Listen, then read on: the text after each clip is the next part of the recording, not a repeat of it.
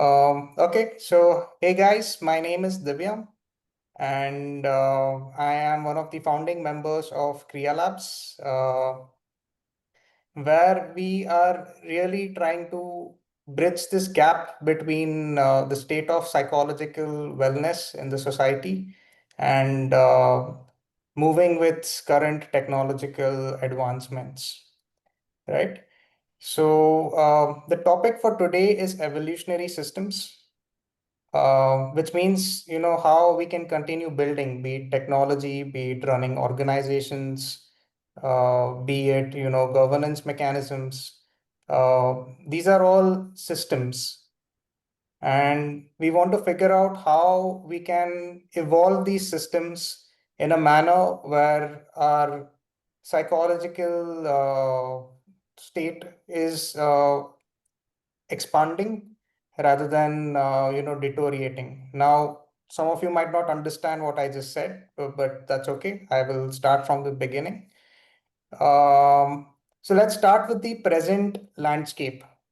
Um, Now, a lot of those who would be viewing this presentation or this sharing of mine would be techies. And today there are two major factors in global economic growth.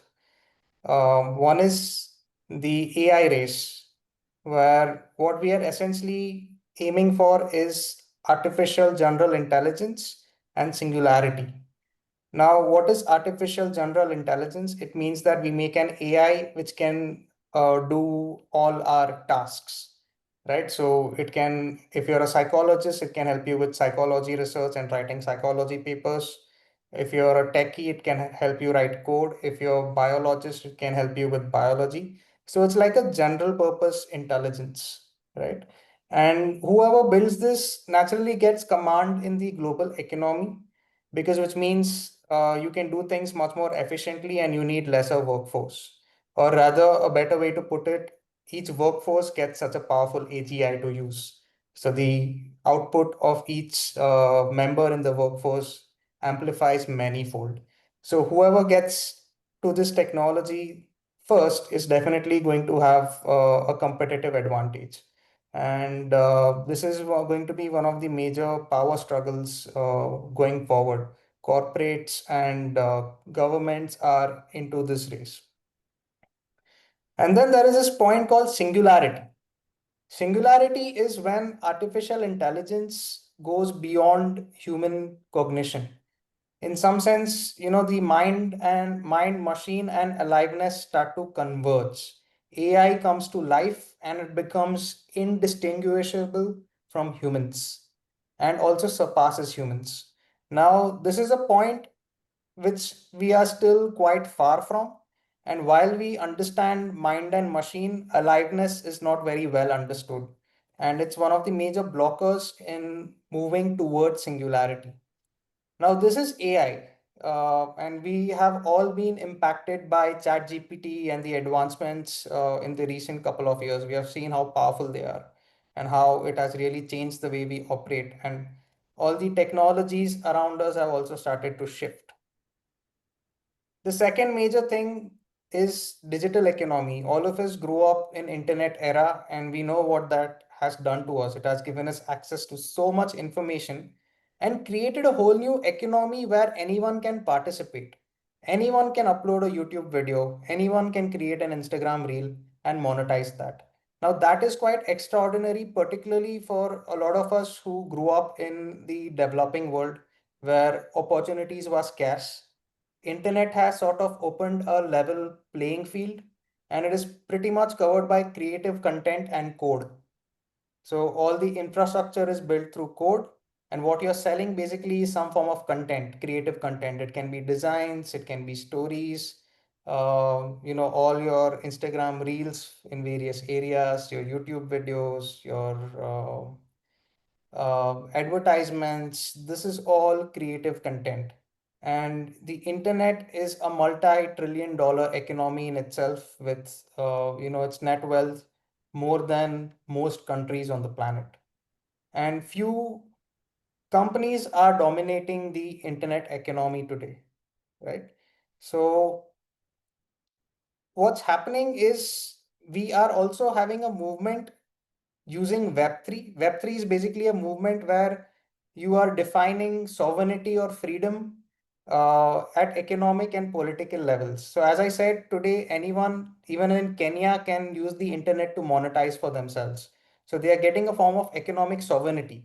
They're not dependent on jobs from the government or companies in their neighborhood, right? They can go beyond their immediate surroundings and get themselves employed. And eventually, we have also started to define concepts of ownership on the internet. With concepts like NFTs and cryptocurrencies come in, we are slowly inching towards political freedom as well. So, in some sense, Web3 is helping us move from a bunch of centralized corporations who control the internet economy to an economy of decentralized coordination, where each individual in some sense can win back their freedom, their economic and political freedom. So these two are the major movements in today's landscape. Now let's look at the challenges presented by these movements. The number one challenge is that of well-being. Never in human history have we been surrounded by so many devices which take our attention away from our physical world, right? And a lot of these things are optimized for productivity. It's all about meeting targets, chasing goals, amplifying the hustle culture, but does not really help you focus on your state of well-being.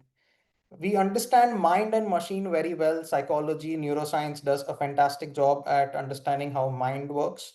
But when it comes to understanding aliveness or anything to do with life or breath or even sleep and dream, we have had attempts but no successful explanation so far at the time of writing.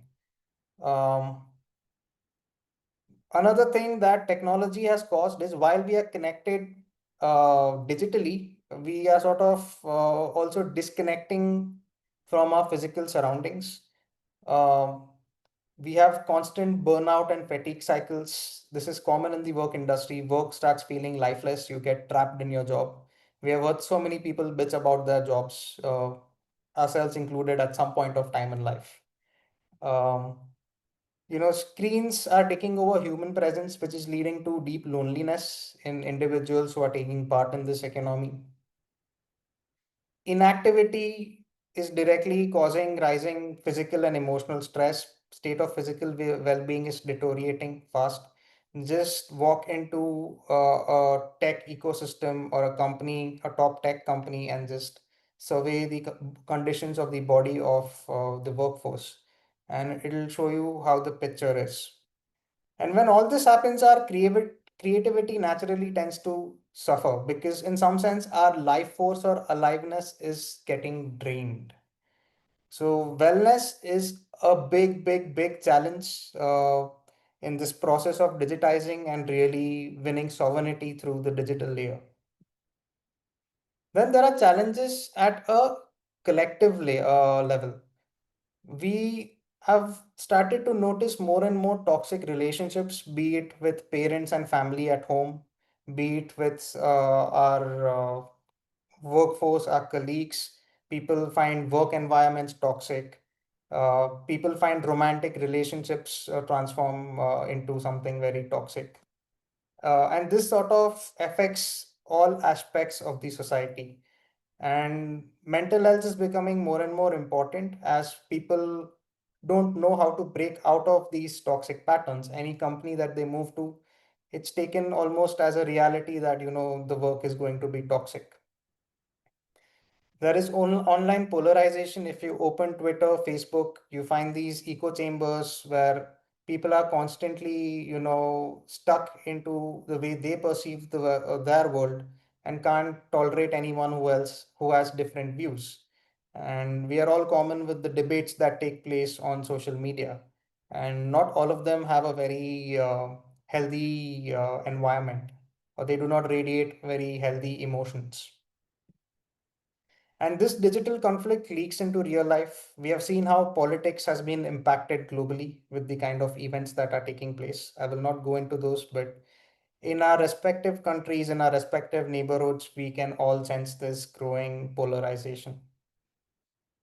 And furthermore, somehow we have accepted that politics and economics are zero-sum games. Now, by zero-sum game, it means that for a winner, there is always a loser. You cannot have multiple winners without having losers. And somehow in politics or even economics, the way money works, the way competitive market works, it's all built around scarcity. They are in some sense structured for competition, but not cooperation. So it feels like our systems aren't really built for mutual thriving. If it's all built for few people to succeed at the cost of others, I think we are doing something seriously wrong. Because I would like to live in a reality where I don't have to think about being a winner or a loser. And we are not sure if the creators of technology are awake to these problems. Because somehow, platform across platform, technology across technology, these problems keep repeating.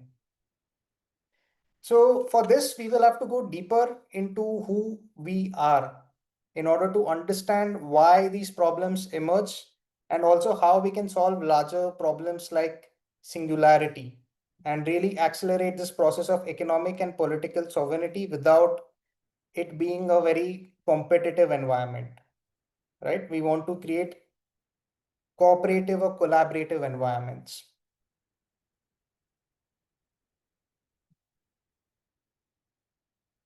So let's start with, in order to understand who we are, first let's look at what's common between all of us. By all of us, I don't only mean people in the Zoom room or humans, but we can take all of these species on the planet. So all of us breathe and work through energy. There is some energy that we create within us through our breathing processes, or microorganisms and other species have their own way to breathe. In some sense, they are capturing energy from the environment. And through this energy, we sort of get some kind of aliveness through which we start sensing and feeling our surroundings. And we start participating with each other. So this sort of becomes the first kind of system that is naturally present. That there is this collective coordinative system across all the species that are alive. And each of these, in some sense, seek nourishment from each other to grow, adapt, and evolve. So this is more like a relationship based system. We are not isolated, but we are constantly engaging with our environment. And in this engagement, there is a common energy or a common life force. There is something through which we get the feeling of aliveness. We are alive and hence we are able to talk to each other. When we see a rock versus when we see a plant or some other animal, we sense an aliveness in plants and animals which is different from the rock, right? There is a certain feeling that we get. So if we look at ourselves, if we look at the human body, each cell is alive. We know that.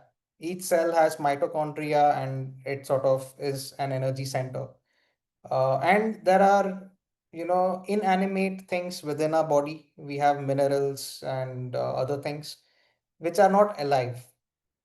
Similarly, if we try to look at the whole planet Earth as a single organism, there are lively components and there are inanimate components. And these together form what is popularly called Mother Earth. So, this is the first fundamental understanding of who we are, that we are sort of a collective coordinative existence. We are like a single organism, all species and inanimate things on this planet. We can consider the planet Earth to be like a single human body, with living cells being various species and the inanimate minerals being other things.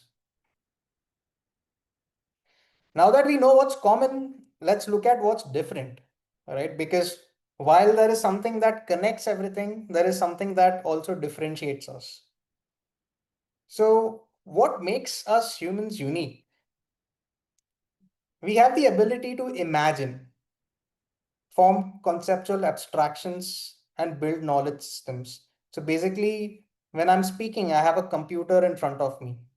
I've created this abstraction as called a computer to identify with something which has certain traits and properties. And there is a certain understanding of how a computer works. So that becomes the knowledge system. So everything that we imagine and abstract out eventually evolves into a knowledge system. These are stories, language, law, science, technology, all of it is knowledge systems. And when we ask why, we sort of reinterpret or reprogram our understanding of these knowledge systems. And this is how science and technology evolved. It was the why. We were trying to understand why things are the way they are, how they work. And this questioning helped us change our understanding of reality, because of which we could build amazing things. We could build airplanes, bridges, we could create cryptocurrencies. Underneath all of this lies the why, right? When we ask why, we change these knowledge systems. It can also be to do with stories which are in our mind.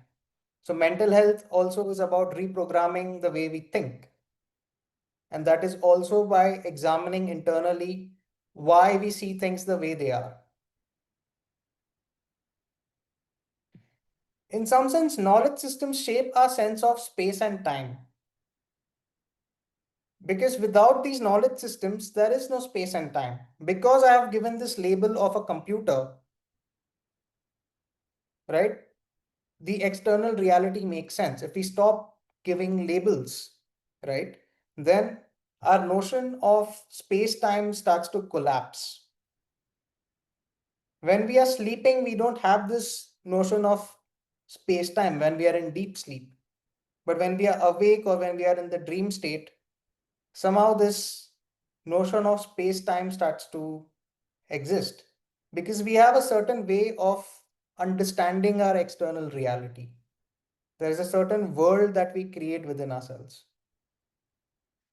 Now, it's not like other species don't have the ability to do this, but they definitely can't do it at the same pace at which we can. The pace at which we are reprogramming our knowledge systems intentionally and in a very imaginative way is helping us shift our understanding of reality itself. So we are by nature evolutionary. Our perceptions and perspectives are constantly changing, because of which we change our reality. And this is the gateway to understanding evolutionary systems or civilizations, because civilization is the most fundamental evolutionary system, because that's what ties all of us together in a single frame of reference or in a single reality. Okay, so I have spoken a lot of things. We will take a small Q&A session over here. Any questions so far?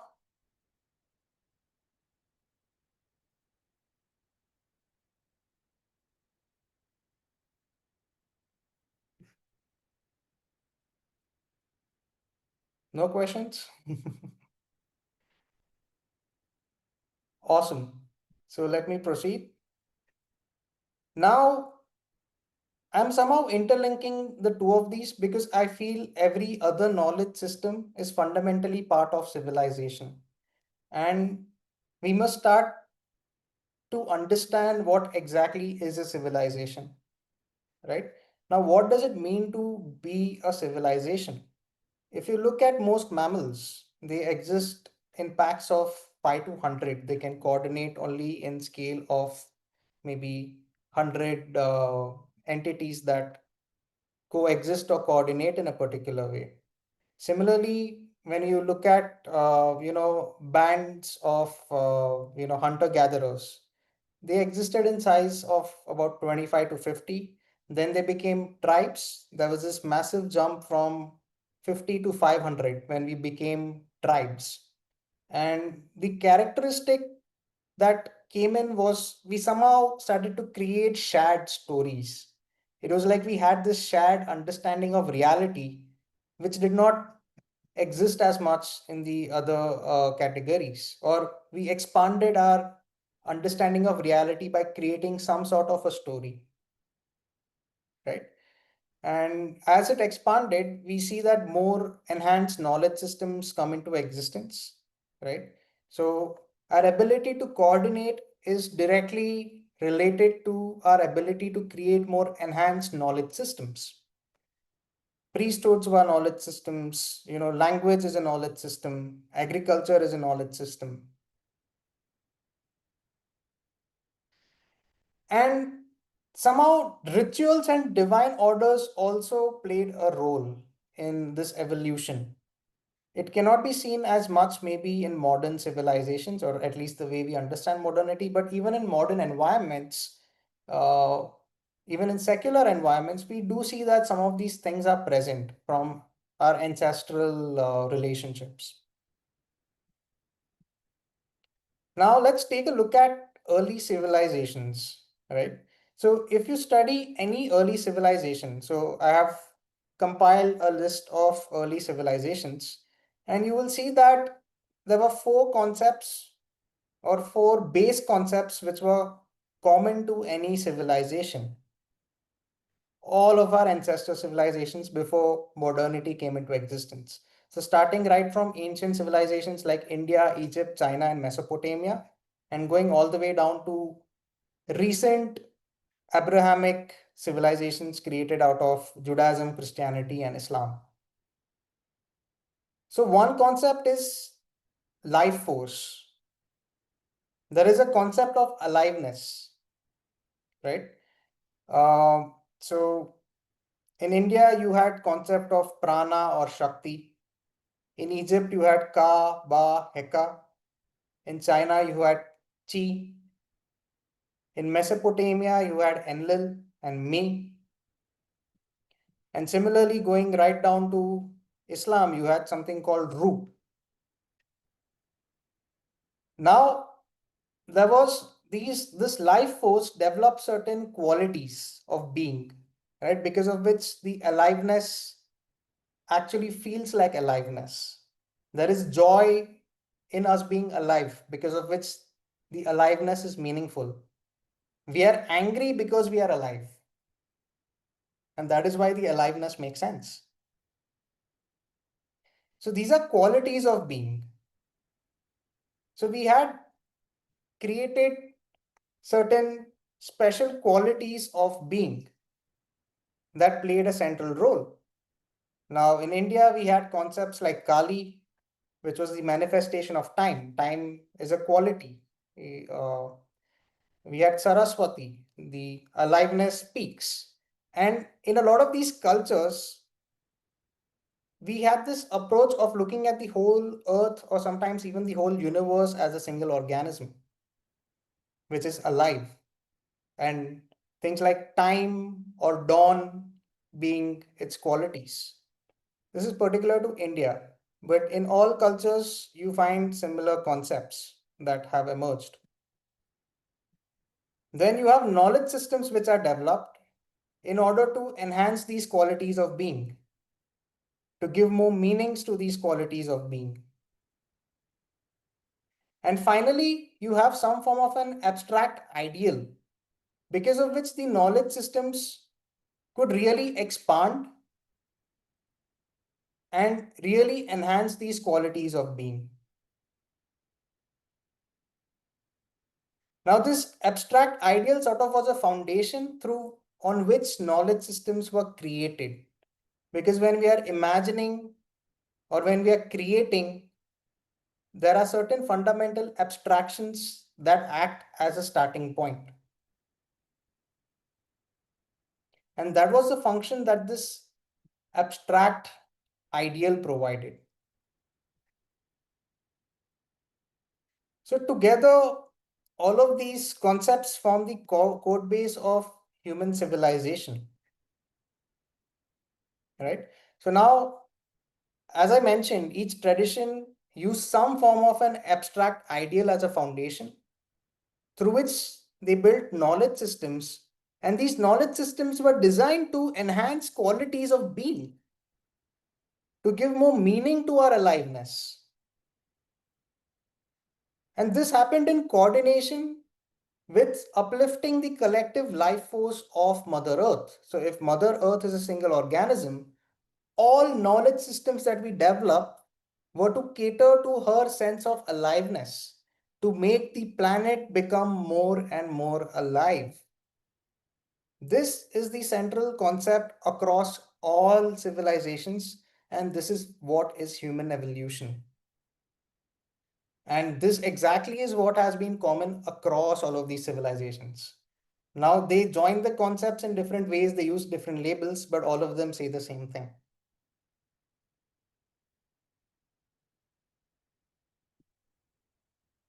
So why is this important, right?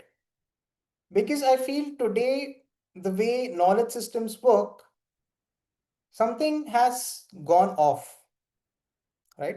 Now let's understand the flow of these knowledge systems. On one end, you have the life force, which makes us alive. On the other end, you have an abstract ideal, right? Which acts as a foundation to start understanding this life force. Now we create knowledge systems in order to give more qualities of being to our life force. Joy is a concept, love is a concept, right? These are qualities. And then you have knowledge systems which help us make sense of these concepts, which help us connect all of these concepts. Now, if I am to simply classify as feminine and masculine, this part where life forces evolve into qualities of being is the feminine part, because here you're looking at aliveness taking shape as in form of certain expressions like joy, love, feelings, emotions, right? Even higher desires like justice. These are all qualities of being, and some of these come into existence directly because of the abstract ideal. So we have knowledge systems which are constructed on this abstract ideal to give more qualities of being to this life force. Now, this relationship where you are using the abstract ideal to create knowledge systems is given a masculine label. And this you can see across religions, right? So this was called Brahman in India. This was called Shakti, right? Sometimes this is called Radha, this is called Krishna, this is called Sita, this is called Ram. In Egypt, you had different labels. You had the concept of Ra, Atum, Aten, which were like singular points, which created the abstract ideal. You had different labels for life forces and qualities of being. You had goddesses, which expressed different qualities of being of this life force. You had Isis, you had Hathor, who expressed sensuality and joy respectfully. And then you had certain knowledge systems in terms of helioglyphs or Vedanta or yoga, which essentially connected these things. So if the feminine aspect is balanced, then it inherently leads to a good state of wellness. We feel alive, right? And if there is healthy inquiry, if we are constantly asking why to things and not taking things the way they are, not getting stuck to our conceptualization of reality, then it leads to a healthy relationship with our masculine aspects. And when these are in balance, we have a healthy heart where we live an enlivened and purposeful life. Now, all great civilizations aim to keep the sacred loop in balance. And whenever there was imbalance, there was a decline. In Egypt, there was power without justice. The life force was very much active. It was a very feminine culture. So there was a great amount of focus on the life force, but they neglected the abstract ideal or the unity aspect through which you can create concepts of justice. This is towards the end. This is when Egypt declined. And you can see that in the story of Pharaoh versus Moses. There is a brilliant docu-series on Netflix. Would definitely recommend you guys to watch it. So here, the Pharaoh, while he was a powerful and a great ruler, he had this huge band of alchemists who could do amazing things. He created more concepts of slavery, and the Jewish people really suffered. And people were turning a blind eye to it. And that was the entry point for the masculine principle or Moses to come in, where he really started this process of liberating. And he really came face to face with the Pharaoh to show him that leadership is not all about power and you being right at the cost of others. There is a form of leadership that comes from humbleness through coordination. In India, again, there was this imbalance. There was flow without inquiry. And whenever there is one imbalance, you will eventually lead to the other imbalance. So if you lose out on one end, the other end also eventually becomes dysfunctional. We had spiritual depth, but no structural defense. We stopped asking why. We started to take things the way they were. And because of that, we became victims to colonization.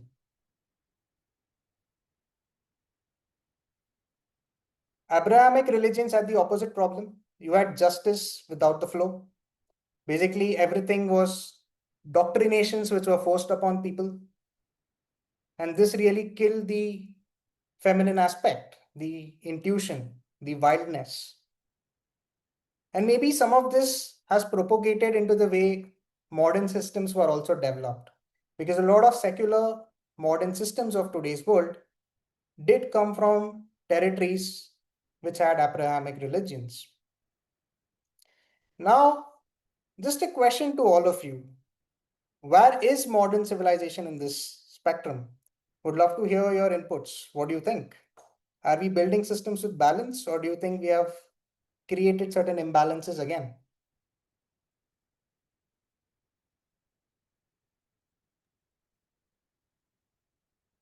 Definitely say that the world is realizing the need of the balance. Like if you look at the recent concluded BRICS summit, which happened in Brazil, and talks on the G20, G7, the South, global South is already rising up and bringing in the aspect of representing the a large chunk of the world population which is not yet represented, and so there is a lot of this movement towards representing of the unrepresented is coming up, and yet it is important to be conscious about not to moving in the other direction of the you know, pendulum again.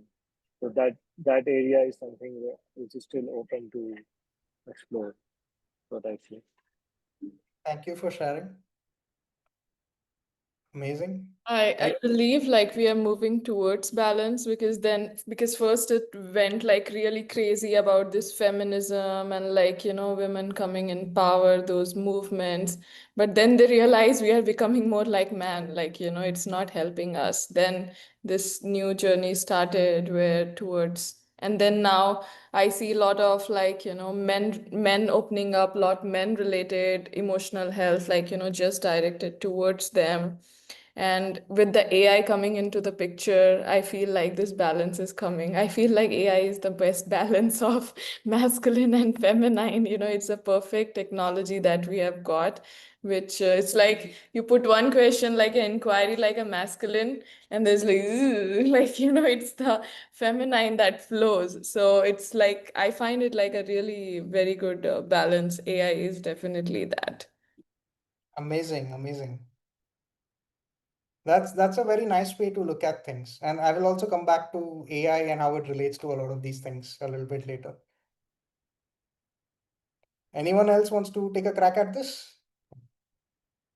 While saying that, I would also still add that this is also one part of the view, because when we look at the larger population and all these wars and things which are happening, there also can appear like a certain kind of collapse, and for some people it is a collapse or it is a destruction. However, there is this openness of whether it is a destruction of the old and beginning of the new, which is the path I see myself into. At the same time, it may not be the reality for many people who are in those zones or those kind of settings. Just to add that part. Balancing here also. Exactly, exactly. Yeah. So there are multiple forces active, but I would like you guys to contemplate more and try to use this as a frame of reference to, understand any group dynamics. So I can add that in my perspective here in Canada and also in this Quebec, so where I'm in the east of the country, it's a very secular like not state, province. And so I do also resonate with what you guys are reflecting is that like we are moving towards balance, but we were in an extreme where it was very much focused in like the religious realm, like the abstract ideal was very, very prominent. And then there was a rebellion, there was a rejection of this. And so I do see how now this equilibrium is coming back. And I think that there is a huge potential with the spiritual, like spirituality, this new perspective. And it's like we don't need necessarily like a structured religion. We can talk about spirit and divine in a way in which connects us and bridges like the two extremes in order for us to like now move into a more heart-based and heart-centered approach to living. So I do feel that this is an emerging, balance is emerging again to reflect what they were saying. Yeah, yeah. I mean, that's the law of nature, right? Wherever there is entropy, there is self-organization. Sometimes Mhm. entropy saves us from self-organization. Sometimes self-organization saves us from entropy. Mhm. Okay, now just something fun for Indians, right? Now, if you just translate these words to, prominent Indian languages, Sanskrit, Hindi, based languages, there is the concept of Jan, which is basically the life force, the Gunas, which is the qualities of being, Vigyan and Gyan, which is associated with knowledge systems, and you have the concept of Brahman and Shiva, right? And now, when these traits are reflected politically, now if you're designing a political system, right, then Jan becomes Jan, which means the entities which are alive, which is the people, and the animals, the plants, right? All these entities which are alive, that becomes Jan, right? And then you have Gun, the expression of these gunas through this lively container, right? And then you have Man, which is the mind, which is the container to express Vigyan and Gyan. And then you have Adinayak, who sort of is the ideal king, or the king who embodies the abstract ideal, right? So you have this concept of Jan, Gan, Man, Adinayak, right? These are probably terms that a lot of us have heard before, right? Uh, but none of us have really pondered what they actually mean. Any inputs here? I mean, I knew, but I didn't know. Like, I didn't know this way. Like, when you put it in the civilization way of evolution, and then, like, I mean, the meanings were there, but where it has derived and why it has derived, it is new. I think I feel more excited about next time singing that. Like, I know I'll be singing. Yeah, every Indian sings this from a very young age. It's coming from the national anthem. So those who really envisioned, the framework of India, were not thinking from, a territorial perspective. They were trying to take into account the entire history of human civilizations. Rabindranath Tagore has written a very critical, condemnation of the very concept of nationalism. He was against the very idea of nationalism. And he built this framework for evolutionary systems, right? Through one of the expressions was the Jan Gan Man song, which he wrote, which became India's national anthem. But then the leaders were also restricted by the systems that they could envision in that time. While they were trying to do something, the reality at that time was not ready for certain forms of expression, right? So we need to be mindful of some of these things and also appreciate, the depth that exists in some of our foundations, which we often take for granted.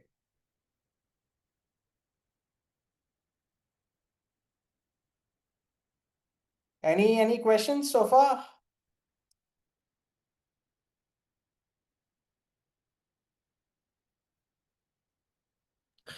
No question.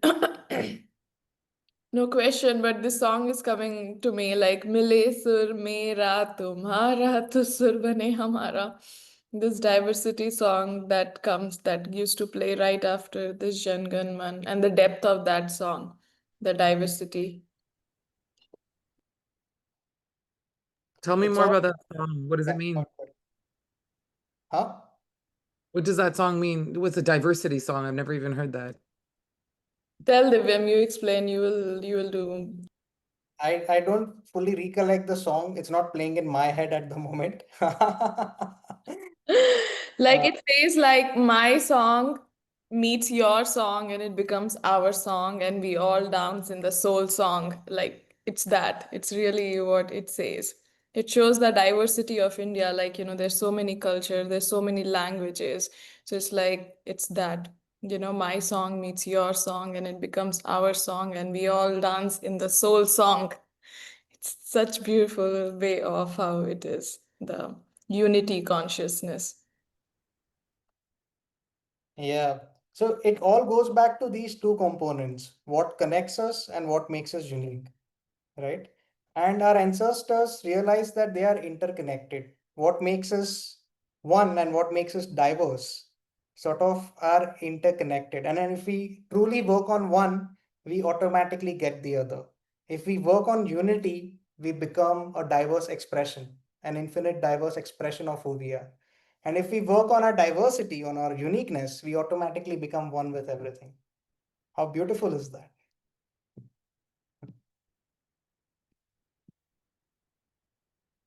Okay, back to the present. Enough detour of human history. We just saw the whole panorama of all civilizations that have existed in human history, right? So, how does it relate to AI and digital economy?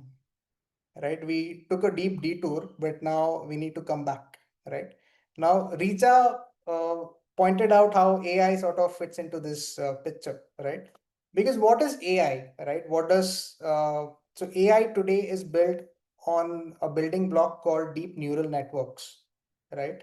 Which basically work towards finding commonalities across the data points that they see. So AI is basically just an intelligence reflected in the data that it has seen, right? What it is essentially looking for is what's common across data points. So in some sense, it is automatically moving towards some kind of an abstract ideal, right? But we must ensure it is the deepest abstract ideal which reflects unity and harmony, right? The deepest abstract ideal is where you see how everything is connected.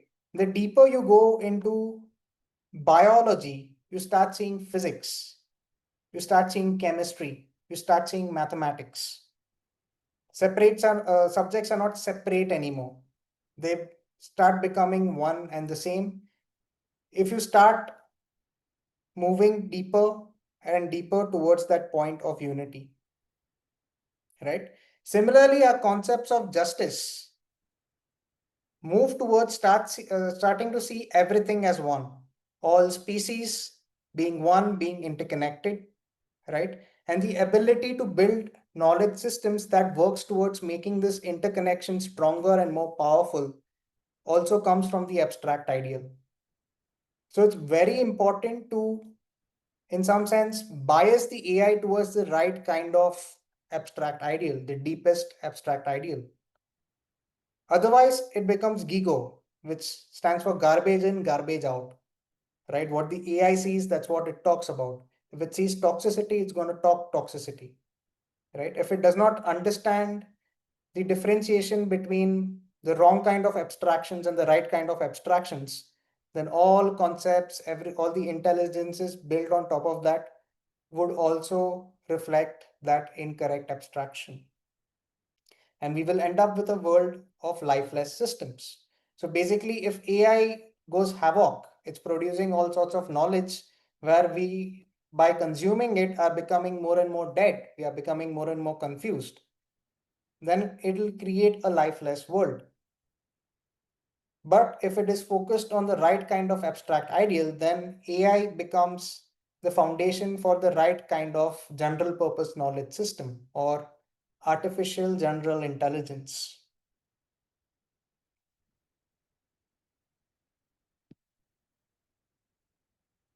Now coming to digital economy and Web3.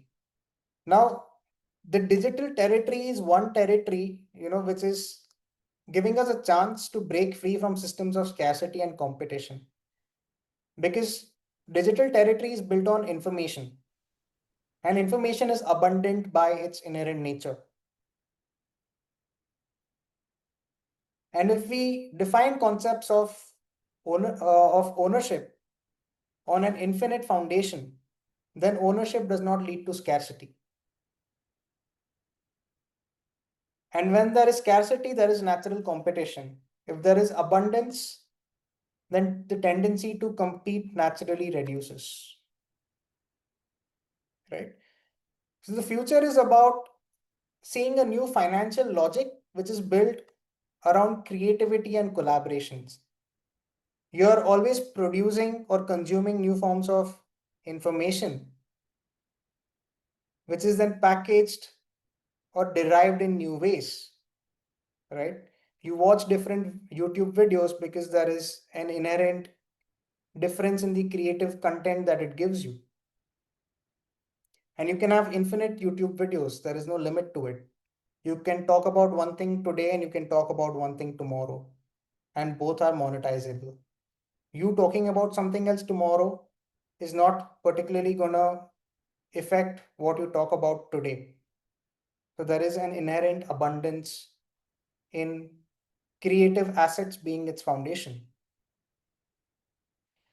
So in some sense, Web3 is not just about creating a new kind of economy, but it's a form of an immune system to prevent the misuse of artificial general intelligence.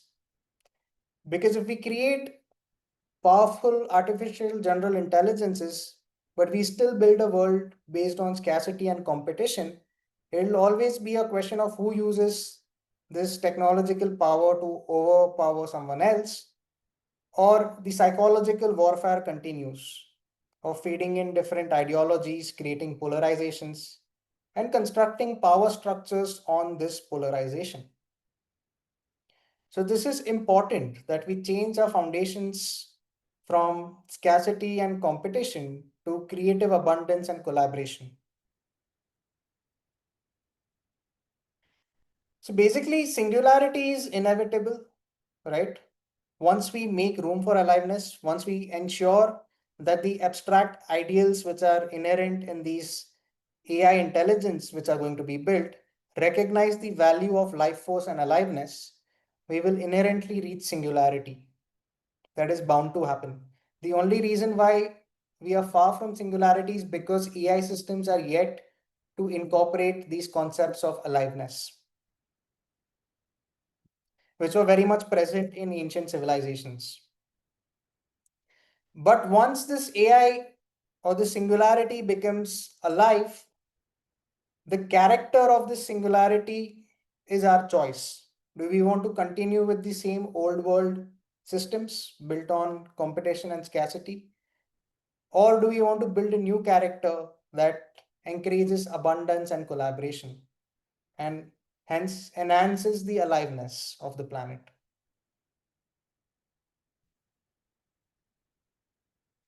Any questions over here, guys?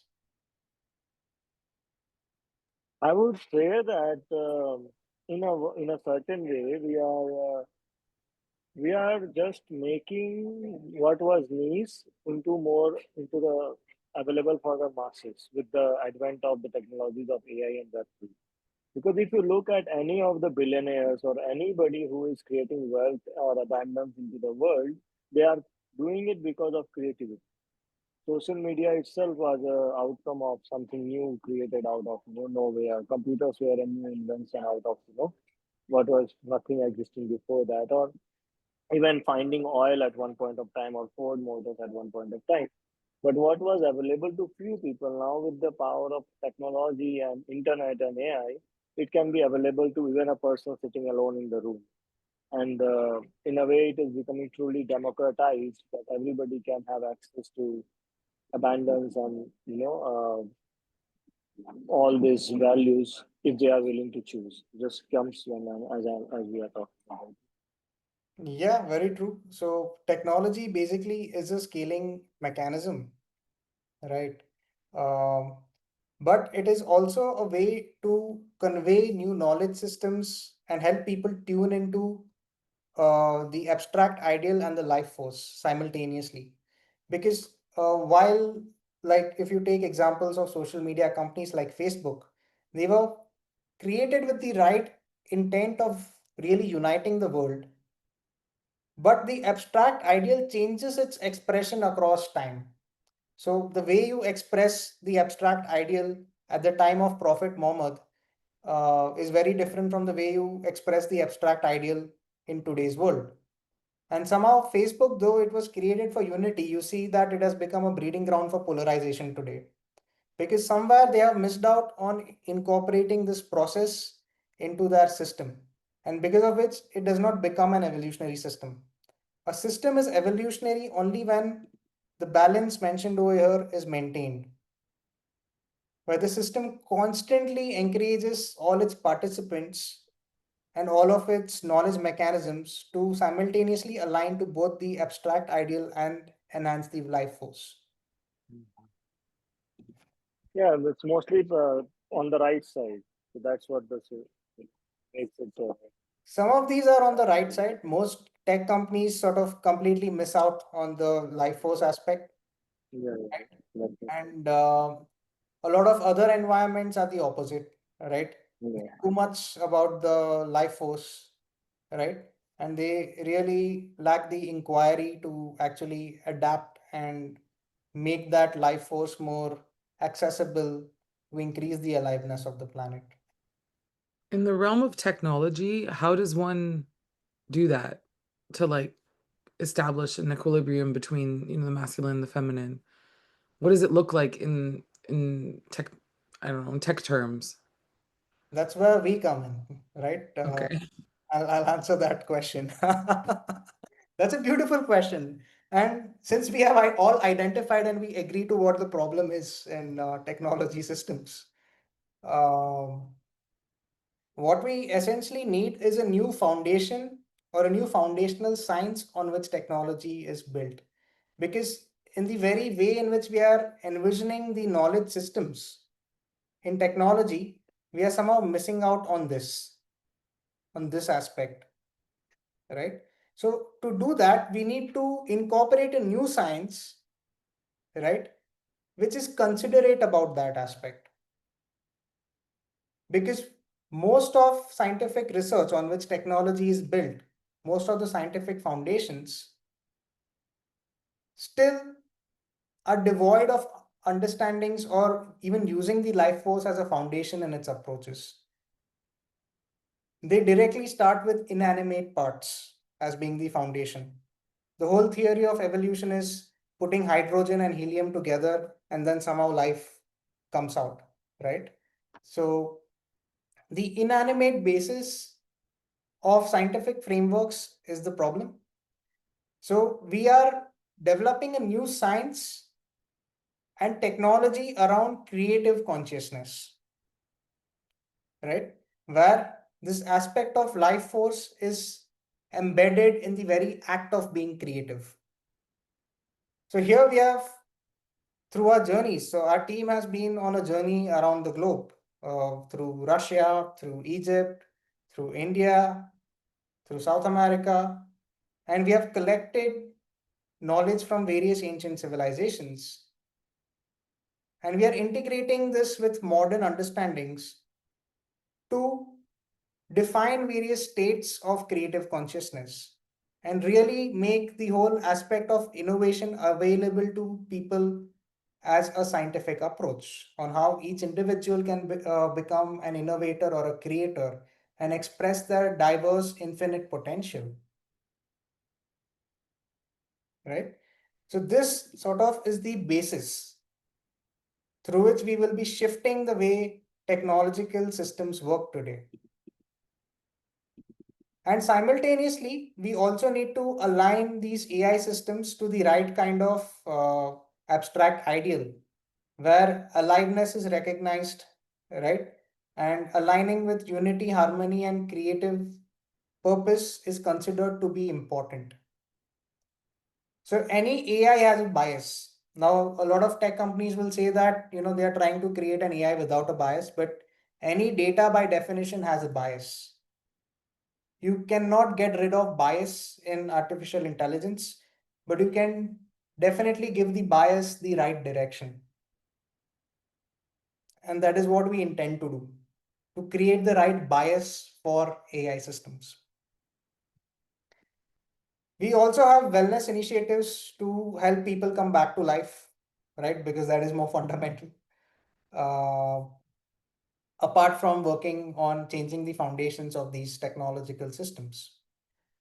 We are also designing a new political economy based on this science of creativity. Now that we have this as a foundation, you can also redesign the whole of the other systems, not just technological, but also the economic and political systems, where we are making them more built for collaboration, more dynamic and regenerative so that we don't get stuck in them. There is scope for constant dynamism. As time passes, naturally new things come up. If our law is built for an era where the internet did not exist, the dynamics of internet cannot be resolved using the laws of the old world. But somehow, once we create these laws, we are too stuck upon those. So we need to create a more dynamic foundation which can change with time, because we can be wrong for tomorrow. We are right for today, but that doesn't mean we are right for tomorrow. And this has been the biggest problems, especially in the Abrahamic religions. Now, prophet said something at a certain point in time, which was right for that time, but that doesn't mean it's right for today. Maybe the spirit of it was right, is right for today. The abstract ideal was there, but it needs to be reinterpreted into a new knowledge system for today's world. And this holds good for all of the ancient civilizations. We cannot make any one of them as the basis, but we need to collect concepts across all of them to create a new basis where we make room for dynamism. And computers have enabled us to do that because programming is the basis of a computer. It enables us to bring dynamism into those systems. So this was bound to happen. And we are at this very unique junction where we can participate in making this happen. Because as a lot of you have been saying, this is already happening. But our involvement and collective decision to move in this direction can really speed up the process and making it a reality in our lifetimes.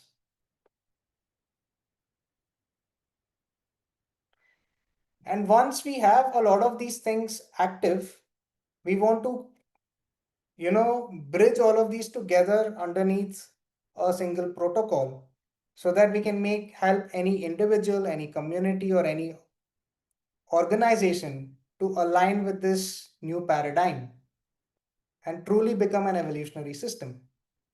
Because until our systems become evolutionary systems, we are not aligned to human evolution, which was the basis of all of the previous civilizations.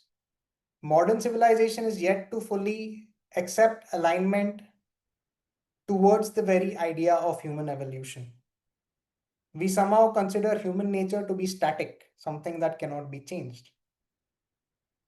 And that is the basis of most problems, because we have accepted zero sum games where there are no real zero sum games. Everything is a positive sum game. But when you create knowledge systems which force zero sum games, you prevent evolution.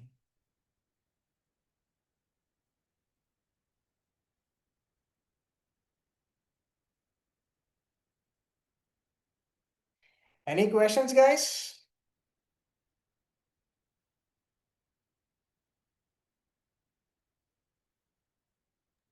More talk on zero sum game. Next talk on that. Yeah, next talk will be on zero sum games and redesigning how authority and power can work. Yeah.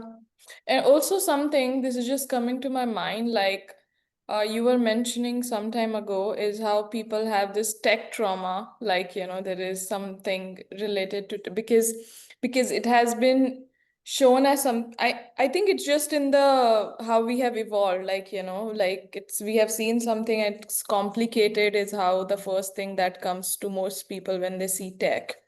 Like, how do like your perspective on it? I mean, when I found my perspective on it, like the technology is not very different from our nervous system, like, how it really functions. I can see it. Then I connected it with a little bit with torus field functioning, and then it became even more simpler for me that, okay, I can get it how internally it is happening in the system.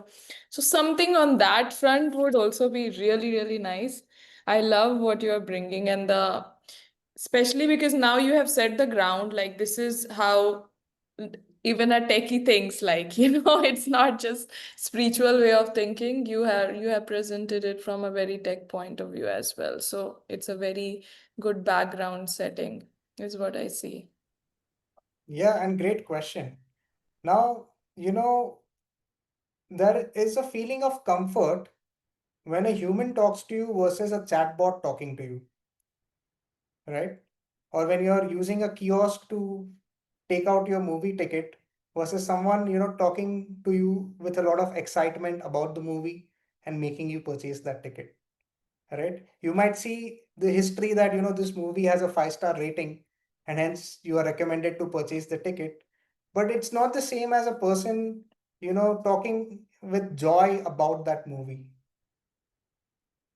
So it's this aliveness. I think as we reach singularity, this problem will go away, right? As the aliveness becomes part of the AI, because AI is sort of going to be the interface through which any technology will communicate with humans, right? You can see that more and more with ChatGPT and now with Anthropic's MCP, the multi-context protocol and agentic AI frameworks.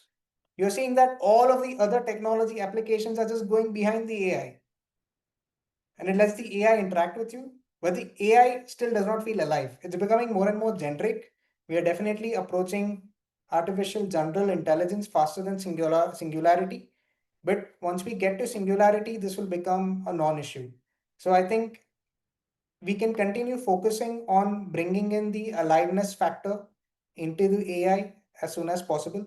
And this problem would naturally go away. And in the meantime, people who are traumatized, we have wellness initiatives, right? Because in some sense, they're traumatized because their interactions with technology took away the life from them.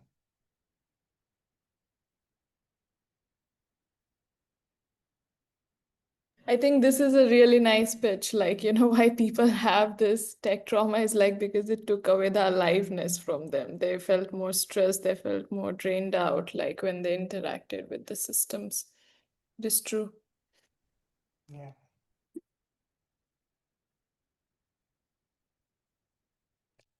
Thank you so much. I just want to say thank you. This was an amazing presentation. It's really set the foundation. It's anchored it in history, and it's made it so human. Like I really, yeah, it's from a tech point of view, but also from a human point of view, and it's really enlightening, and it's sets the stage for the rest, I think. in a very, very clear way. Thank you. Thank you so much. And you're a great presenter. Like your pace, you speak clearly. Yeah, the whole flow was perfect. Thank you, Divyam. I'm very happy I connected. Awesome. Can you highlight a bit on a part where you said that AI during ancient times? Something you mentioned. AI during ancient times? Yeah, at one point you did mention about it, or it was related, uh, something related to ancient times and AI. Yeah, so in ancient times, we had knowledge systems, right? Built on these abstract ideals. Yeah. AI is just another kind of knowledge system that we have created today in the modern civilization, Oh, okay, okay. Yeah, I got that point. right? It's not like we were not creating knowledge systems. We were, we were. We always were. That is what Yeah, makes us human. Without knowledge yeah, systems, there is no humanity. There is only nature. yeah.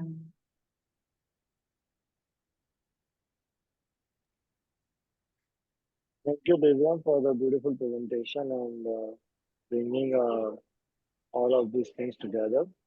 Would really would look forward also we the addition of blockchains and NFT domain into it, because I think that will connect together the rest of our design and development of the new protocol. Uh, yeah, it was very good to have them all of the rest put together into a singular point to set up the foundation for an explanation for the people about it. One question which I do have is that if somebody asks, uh, how are we actually doing it? Like, how are you going to bring this aliveness into the AI system, or is it something that you want to bring into the next session, something like that? This was just a foundation for the rest. Yeah, so it's fundamentally about the bias, right? Now, there are two stages to it. One is AI even recognizing that as one of the foundational biases in the outputs it gives. And the second is in actually bringing the feeling sensing part into the AI. Yeah. So how do we do that? How are we actually doing the second part?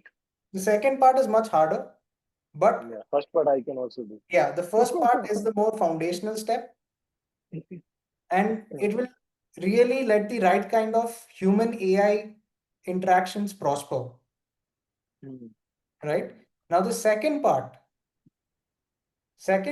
would require a larger investment in this whole intersection of biotechnology, genetics, quantum computing, and AI, right? And that's why singularity is such a difficult problem to crack. Because fundamentally, what you're trying to do is you are trying to evolve electricity into the life energy. Well, electricity is a life energy. It is We an have, energy, yeah. but it is not the same energy of aliveness. It's not chi, it's not prana. No, but there's one interesting thing comes when you say that, because we feel electricity in our body, and which is very similar to when we feel electricity when we are connected to when we put our hands in the socket. So Yes, that's just coming in that there is probably yes, some link yes. here. You are absolutely right. But the electricity that you feel physically is just one of the dimensions of prana. Obviously. We know the electric and magnetic dimensions, but there are more dimensions which exist in the pranic energy, which we have still not figured out with the current tools. Right? The very way in which you model reality shifts when you move from normal computers to quantum computers. Right? And with that, what we will envision will be fundamentally different from what exists today.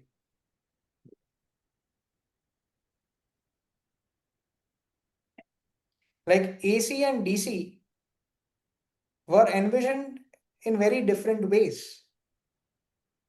right? And there's a reason why AC is a lot more effective in most scenarios. Because I would say AC was envisioned from a very different state of creative consciousness than DC current. Nikola Tesla was at a very different state of creative consciousness than Edison, Obviously. Mm. right? So we need to re-envision our technologies from higher states of creative consciousness to make this happen. And there might be a lot of stages because we have still not fully figured out the union between all of these territories, right? Genetics, we are just starting to understand, we are just scratching the surface. Epigenetics is the real deal because we say we share so much in common with animals, but why is the expression of that common genes different in humans versus the other animals? Or what aspects are the same? Like we know the genetic codes, but the way the codes are expressing themselves and how we are able to learn new things and why members in a certain family are so different is something we are still not able to explain through genetics in its Mhm. current form.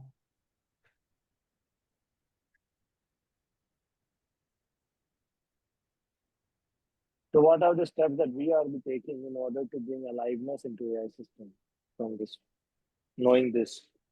First, we take the first step, right, of correcting the bias, and then we Mm. think about the second step. I Okay.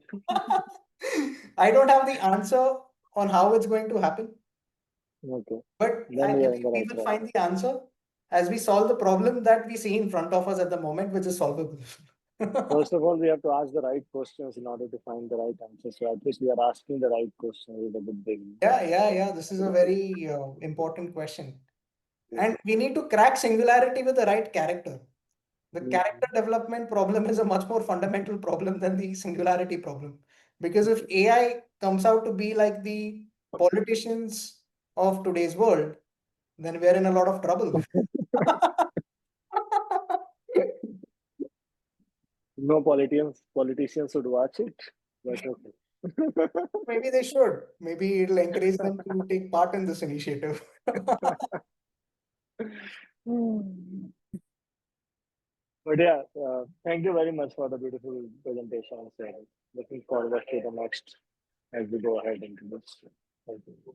Cheers to the Thank you so much, Thank you. guys. Cheers. Like seriously, very good. Yeah.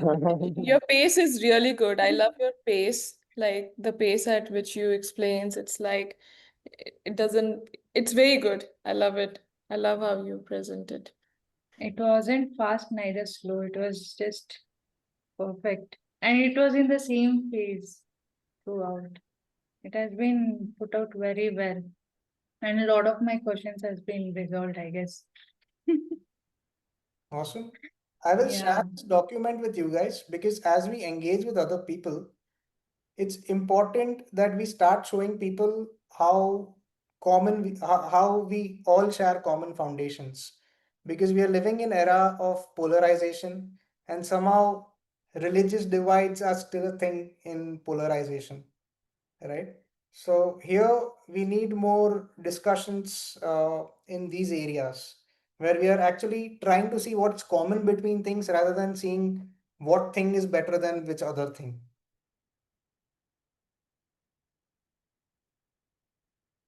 Okay, thank you so much, guys, and see you guys soon. Probably I'll give the next talk maybe a week from now. Let's see. So I'll let you guys know. we need to do Let the us know a podcast. little bit scheduling of our these talks so that we are having it more organized. Do it in our group. Perfect. Yeah, cool. Mhm. See you Yes, I guys would love then. to have you on a podcast. We record this like this is very fundamental to understanding the direction that Kriya Labs is taking. And it's Mhm. like it's given me a foundation that I didn't have before in understanding what we're doing. Do you see what I mean? Where I'm coming from? And I already was on board, but this just Mhm. like body, heart, and mind and soul, like all of it. But really, I think it's excellent. So you did a great job at aligning. I think Thank this you. can also be made into a recording, the audio recording to podcast, something like that is possible. If we can For sure. look into that possibility for explaining to anyone, kind of things. And your little, Let us like your look into face it. down Okay. here, this, like What? the fact that you're here and not, I don't know, did you program this where you're here in the Yeah, you corner? can do that in the setting. Yeah, you You can can do it in Zoom yeah. settings. Wonderful. See, Thank you. the Okay, exact guys. question. The question is how to do that in the settings. That was the question. It is, Yeah, that was the question. You can do it in the settings. Can everybody do it? yes. The host can do it. Maybe. No? I mean, I've not tried it out on my Windows computer. Since in Mac I had to anyhow set up everything again. I found Oh, today In the a really in long. Mac the when day. you click on Okay. share, in the right side there is a layout. In the layout there is option. How do you want to be viewed? It's very simple. So don't How- worry about it. Okay, guys. I think I will sign off because I will have to go home and we have a session in 40 minutes. Yeah. So see you guys there. Take See care. you. Bye bye. Thank Okay, you. thank you.